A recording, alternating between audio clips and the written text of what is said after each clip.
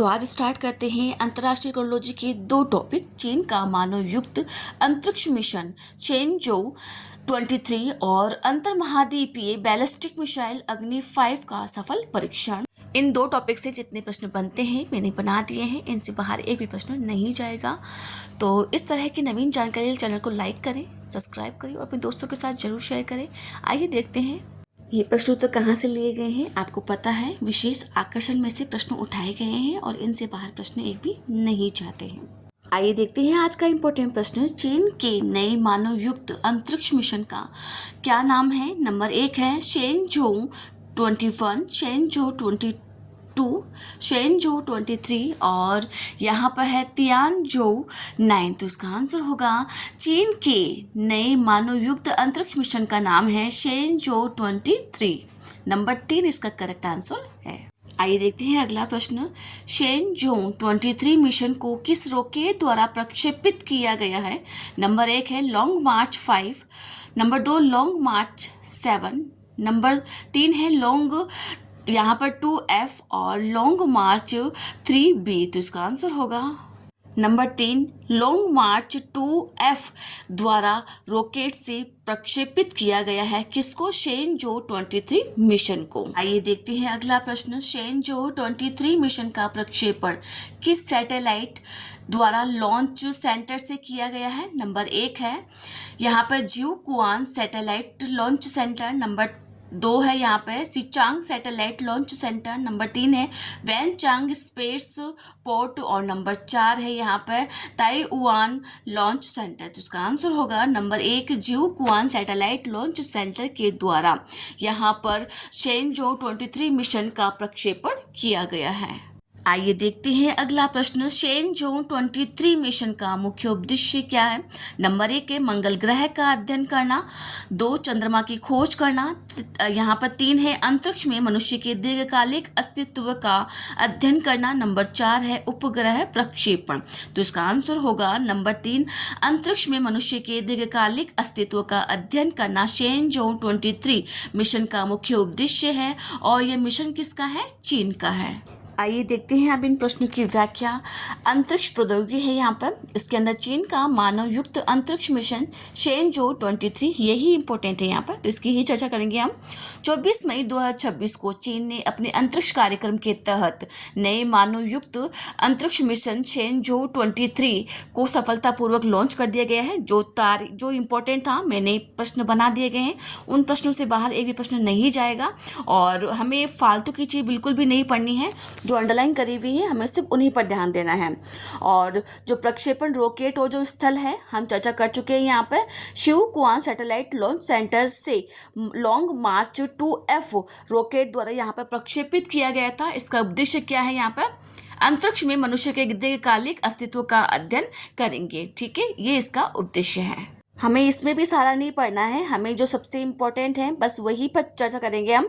चीन का सबसे लंबा मिशन कौन सा है? यहाँ पर चीन के अंतरिक्ष इतिहास में पहली बार मिशन का एक सदस्य पूरी 1 वर्ष 365 दिन तक अंतरिक्ष स्टेशन के अंदर रहेगा, जबकि शेष 2 सदस्य अपनी सामान्य अवधि 180 दिन पर ही लौटेंगे। और भविष्य का जो लक्ष्य क्या है यहाँ पर? चीन ने वर्ष 2030 तक चंद्रमा पर मानव भेजने का महत्वाकांक्षी लक्ष्य निर्धारित किया है। बस ये इंपॉर्टेंट है, इसकी हम चर्चा कर चुके हैं। आइए देखते हैं अगला प्रश्न। अग्नि 5 मिसाइल पर आधारित सही कूट का चयन कीजिए। नंबर 1 है अग्नि 5 एक 3 चरणीय ठोस ईंधन आधारित ICBM है यहाँ पर और इसकी जो मारक क्षमता है वर्तमान के अंदर 5000 से 5500 किलोमीटर है। नंबर 3 है MIRV तकनीक एक मिसाइल से कई लक्ष्यों पर वार करने की क्षमता देती है।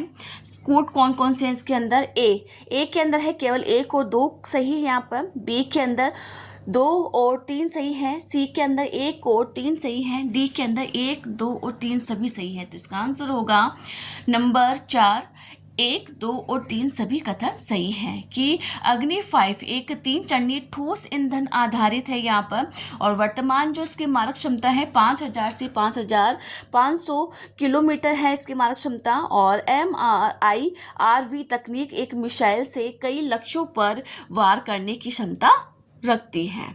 आइए देखते हैं अगला प्रश्न। कथन और कोट जिस प्रकार के आरपीएससी सवाल पूछती है ठीक इसी प्रकार से प्रश्न उत्तर बनाए गए हैं, तो विश्वास रखकर के अपनी तैयारी को बेहतरीन करें।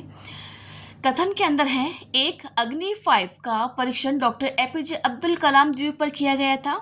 नंबर 2 है, भारत MIRV तकनीक वाले देशों के समूह में शामिल हो गया है। नंबर 3 है, अग्नि 5 द्रव्य ईंधन आधारित मिसाइल हैं।